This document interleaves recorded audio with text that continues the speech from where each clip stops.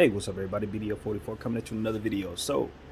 Uh, I think, honestly, the best part of the deadline for me after, everything that has happened, it was a great trade deadline. Thank you guys for checking out all those videos I made on him. My favorite part of the deadline was honestly seeing the Lakers stand pat and ignore that Rockets trade. That was the best part of the deadline of everything, and it was a lot of great stuff. But nothing was greater for me personally than to see the Lakers not make that decision. Sometimes doing nothing is the best thing you can do. And I broke down why I felt the Lakers should have done something, a specific move, which was create cap space to free up so that we could secure Malik Monk, or making sure he didn't walk for nothing and getting something back for him yesterday. That was the only thing I really wanted the Lakers to do, one or the other. But since they didn't do that, um, it's fair game, I guess. The only problem I really had uh, would have been if we did something stupid. Doing nothing is okay. Doing something stupid, not okay. And sometimes we do stupid stuff. That Zubac trade a couple years back at the trade deadline when we couldn't get AD, very, very stupid. And there's been others as well.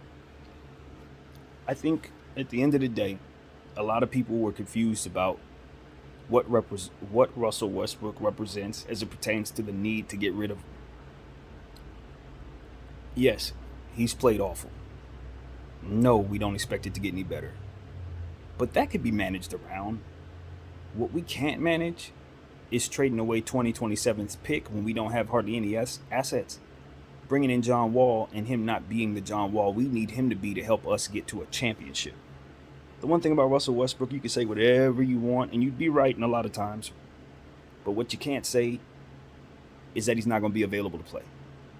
Because he missed his first game against Portland, that last game. He's played every game for us. And the object of the game, especially right now with all these injuries and COVID protocol, is to have players that are available. And I think that's where we win. We know, if nothing else, that there's a very good chance that Russell Westbrook will be able to play every single game of his contract. And that makes his contract a little bit more valuable than we feel it is watching him play horribly. You understand what I mean? Think about all the guys you want to sign in this league. Think about all the players you want. Are any of them as durable as Russell Westbrook? For whatever it's worth. I'm not saying you like having him down there, because right now you don't. But the point is, John Wall's contract wasn't bad if he was as durable as Russell Westbrook. You'd feel great about having him. He's a fantastic player. He plays both ends of the floor, makes everybody better. He's a great player. I think of a guy like, well, I don't want to mention names that would make this conversation kind of stupid, but think about all the best max players out there. They miss games. Human beings miss games. And I think, somewhere in the back of my mind, I think that LeBron James was considering that aspect of it, and I think I was too. But the fact of the matter is, I don't think there's about 10 or 11 players I trust to play more and be more healthy than Russell Westbrook. And when you consider how bad his contract is considered, you think about what the Lakers may have been thinking when they decided not to go that route, getting DeMar DeRozan or getting other players, Buddy Hield or whomever. One thing you're considering is the fact that the Lakers have so many concerns with health and safety protocol, LeBron James starting to lose his durability, Anthony Davis having his injury, history and concerns. Russell doesn't provide those. He's one of the only superstars left that you could consider as an Iron Man. Yeah, we know he went down with some knee injuries, but he wouldn't have had Patrick Beverley not slammed into him that one random game. I think that was a random game. It might have been a playoff game. I don't remember. But that game that he slammed into him and messed his knee up, he went out for like a year or so with that bad knee injury. He had to have it, have surgery on it. But since then, Russell Westbrook has been durable even after the knee injury. He was super durable before that, and he's been super durable after that. So the one thing that I think everybody was thinking about, obviously no one expected him to play poorly, but the one thing they were thinking about when you're bringing in that contract is, I can count on him to play more than most of the other players that you'd want to bring in. And what we couldn't afford with the circumstances that we were creating, top, with 3 max contracts, was to have 3 dudes that weren't durable. Now, I could argue we didn't need 3 dudes. That's your solution there. You just keep the 2 max contracts and fill out the rest of your roster. But I do believe the Lakers had that as one of the most important things they were thinking about when picking up that contract. And I think that's been lost in translation. I think that's been lost in the fact that he's played so poorly. I think that's been lost in the fact that we look so bad as a team. But that's something that I think needs to be said. When you trade away Russell Westbrook, you do understand you're giving away one of the most durable athletes in the game. And when you're bringing back a John Wall, you're bringing back one of the most injury-prone stars in the game, of whom you haven't seen in 3 years. So that's why it was so egregious that the Houston Rockets actually believed that we would be willing to give up a pick in order to get him, especially given the fact that we have so little assets. I was offended by then. And you guys go back and look at my video. I told him to go to hell. I still feel that way. Go straight to hell, Houston. Because all you're going to do when you get Russell Westbrook is buy him out. He's not even going to play for y'all. Just like you should have did with John Wall a long time ago. In fact, I would expect y'all to do that with John Wall 5 minutes from now. They're gonna buy him out because he's not going to play for the rest of the season. They didn't trade him, so they're going to stretch him. That's going to happen. I wouldn't be surprised if he signs with the team before the end of the season and he's back looking like himself. Hopefully he stays healthy. And then there's going to be a lot of Laker fans who are saying, why didn't you trade for him? Why didn't you trade for him? But you got to understand, whoever signs him is not going to have him on that $44 million contract or whatever he's on, however high it is. I'd imagine it's the same as Russell, given the fact that we were going to swap him. They're not going to have him on that contract. They're going to have him on like a 1.6 or something real cheap. As to which it means something entirely different for that team that he's going to be playing for, playing well on. So I just want to throw that out there early, because I know that's what's going to happen. I think at the end of the day, I would have loved to have traded Russell Westbrook to create flexibility. Based on what I've seen from him, I think we would have been a lot better if we didn't have to worry about not playing him the minutes that he feels he deserves. And of course, getting some players in his stead that could help us more so. But at the end of the day, if you can't get a deal that's going to create that flexibility, then you would have been hurting yourself for taking the deal that was on the table. And I know that. Even if we got John Wall in here and he played well, because his contract would be 44 for us, just like Russ Brooks is, we would still be in the same boat in terms of the type of role players that we could put on this team, and thus would be just as bad in my opinion. If not worse, given the fact that he has some issues that Russell doesn't have, particularly with durability. You don't expect him to stay healthy even in short term. That John Wall, I'm speaking of. So, at the end of the day, I am extremely happy with the Lakers not making that particular move. I'm content with them not being able to make another type of move as it pertains to Russell Westbrook. What we can do is try trading him in the offseason, as to which his contract will be expiring, even though it's a $47 million contract. And he'll have that option to opt in, which we know he will. And we'll go forward, you know what I mean, in trying to trade him. Maybe I listened to some guys talking about Trevor Lane, and on his show they were mentioning that the Lakers might package 2027 and 2029 and try to move Russell Westbrook at the deadline. At the end of the season for the offseason. That's an option that I don't really love. I don't like it at all. And the reason why I don't like it is because, once again, you're still giving away future assets to appease LeBron James. And I think we've done enough of that. I just think we've done enough of that. Now, in that same breath, you scoff at the idea of bringing Russell Westbrook back for LeBron James' final year, his contract. You hate the notion that would actually be what you're bringing back again after going through this season. So I understand that the likelihood of us doing that thing I don't want us to do is damn high.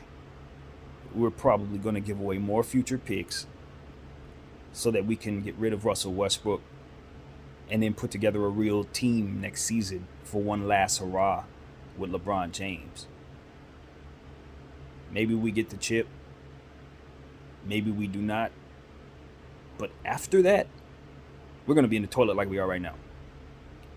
And that's why we caution the Lakers to not consider doing that unless you could find a way to secure other picks in its stead, which I don't see a path to from where I'm sitting. That's why I felt like trading LeBron James made more sense rather than going down this path for the next 2 years, knowing that after that we would be in the toilet, Sacre style. Because that's exactly what's going to happen. We'll have Anthony Davis, who we'll probably have to trade to keep that from happening. As to which we would suck because we wouldn't have Anthony Davis or LeBron James. Have a lot of cap space though. Maybe we create something, but you best believe you would have to trade Anthony Davis.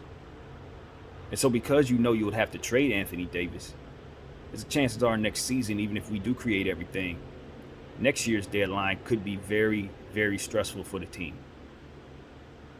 Because LeBron James would be expiring at the end of the season.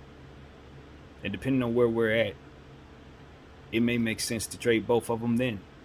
If we suck as bad as we do right now, it's an entirely different conversation as it pertains to how do you preserve your future without any picks, knowing that Bron is about to leave and AD's going to be left with a team that don't have a whole lot to it. So these are things that you have to think about down the road if you're the Lakers, especially if you're considering trading Russell Westbrook for picks. Because all you got is one good season to build around Bron, and he's gone. And I don't think anybody believes Anthony Davis is going to be able to win a championship for the Lakers without Bron. Do you believe that? I do not. So these are the type of things I think about. I'm not a one season guy. I don't care nothing about 1 year's roster. I'm trying to make sure we sustain relevance for infinity. Like, I never want to find myself in a situation where we're as bad as we were when Kobe was dragging the tank. And essentially, that's exactly what we're going to ask Anthony Davis to do for the duration of his contract if we don't trade him and Bron does leave. For which we expect Bron to do because his son's going to be going somewhere else. And that's where we know he wants to play. So I'm always thinking about the future. I don't really care too much about the present a lot of the time. Maybe that's what's wrong with me. Probably wouldn't have won that championship in 2020 if I was running things, because I would have never gave away kids to get AD. I would have never did it. And I think we'd be a lot better for it now, but I don't know if we'd be good enough to win a championship. So I'm not sure I'm right about everything. Certainly wasn't right about Philadelphia trading Ben Simmons for John Wall. That was just bad. And I was damn sure about it. But what I can tell you is this. From where I'm sitting, the Lakers got some tough decisions to make both at the end in the offseason this year and at the trade deadline next year. Because Bron is going to be expiring at the end of next year. And he's going to want to play with his son somewhere. And we do not have the picks to acquire that kid. And I don't know that we can get him because he's probably going to be considered a piece that is more valuable than any other second round or first round draft pick in the history of the world. Because of the fact that if you acquire him, by default, you probably get a year or two of Bron. And Bron, even if he doesn't play like he's playing right now, even $15 million Bron is still Bron, and that brings a lot of revenue to your franchise. So you're going to want him regardless, and you're going to pay him whatever. So that is a key situation there. Understanding that and making sure you have all your ducks in a row for it. And given that we don't have any assets worth having, given that we don't have any first round picks till 2027, I tell you, man, I still honestly wonder if the best decision for us to have made was to trade Bron yesterday so that we can have some picks, be out from under all of that nonsense, let another team worry about him leaving, going to play for it with his kid, or maybe they could even acquire that kid themselves and have a better shot at it.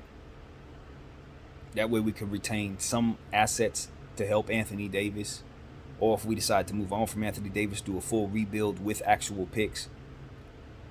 Because at the end of the day, all we're really going to have is the desire for LeBron, the hope rather that LeBron James resigns with us at the end of next season. and somehow we can acquire his kid, for which I have no idea that we could do that. We no path toward. Um, maybe he just abandons that entirely and just stays with Laker Nation for some reason, which I don't know why the hell he would do that.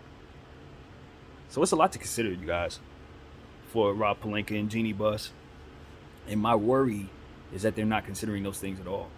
My worry is that they're trying to say, okay, well, we're going to win a championship at LeBron last year, so let's go all in. We've been going all in this long. Let's just give away 2027 and 2029 and, get Russell Westbrook out of here and create space and maybe sign whoever the free agent will come here. And see, that's another thing. It's like, okay, if you get rid of Russell Westbrook and trade him, is the plan to bring in another max star so that we'll be this condensed again? You understand what I'm saying? Like, whoever the max free agent would be of that season, James Harden or somebody, is the plan to try to go after James Harden and get rid of Russell Westbrook and then try to go after a free agent like that, whoever's free? Because in my mind, if that player isn't good enough to hold us up with Anthony Davis at a championship level for 2 or 3 years while Bron is gone, then we're gonna have a tough time putting players around that team that first year, and then we ain't gonna have no picks those following years.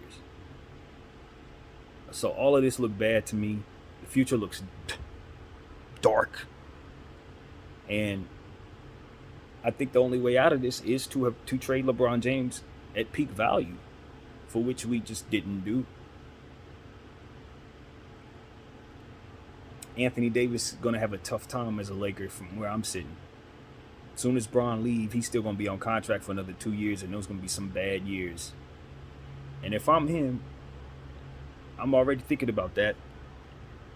I'm already talking to Jeanie Buss about how we can figure that out, because I don't want my final years in my prime to be dragging a Laker team without any assets. Hell, he's going through that right now, in a way. So I don't know, man. The future is what it is. The Lakers have a lot of things to consider, but I'm telling you, as a GM mind, as someone who thinks like a GM or prides himself on thinking somewhat like a GM, you can already see what the Lakers are going to run into 18 months down the road. You can already see where they're going a year from now. And it looks even worse than it does right now, especially if they stay on this mindset of having 3 max contracts. Nah, it's bad. But the problem is, trying to get rid of that 3rd max contract in Russell Westbrook puts us in just as big of a hole for our future. Also bad. Yeah. So that's what I got to say, man. That is it. I'm glad the Lakers didn't do anything stupid yesterday with Russell Westbrook's contract. But at the same time, I'm just bracing myself for some really tough years, man. We've been through some bad years already. You look at teams like Dallas, where they're at, Portland, where they are. Orlando, even though they got some youngsters they could be excited about, where they've been. This is where we're headed. It's all pretty right now to a degree, because at least you got Bron, you got AD. But we're going to look up, and those guys are going to be gone, or at least LeBron would be. And then we're going to really see what we actually have, which is nothing. Absolutely nothing. Are you sure you want to give away 2027 and 2029 to get rid of Russell Westbrook at the end of this season? Are you sure? Because from where I'm sitting, the path forward looks even worse if we do that. We would probably be better either trading LeBron James at the end of this season, and keeping our assets that we get for that, or coming back next season with this same big 3, Russell Westbrook, Bron, and AD, putting better role players around them that are possibly G League players, getting as far as we're going to go, which is probably no further than this first round or second round next year, and retaining our 2027 and 2029 pick, getting the money off the books from Russell Westbrook leaving, getting the money off the books for LeBron possibly leaving and trying to go after a free agent with that cap space and Anthony Davis. That looked better to me. It's horrible because we're going to be just as good as we are right now next year, and that ruins LeBron James' tenure here. But for the franchise itself, to me, it looks like the best path forward with what we have. Because otherwise, you're just securing horrible, horrible seasons without any picks going forward. It's up to y'all, man. How much does Bron thing mean to you? That's what I ask you, because that's the question. My name is BDF44. Thank y'all for watching. I'm out.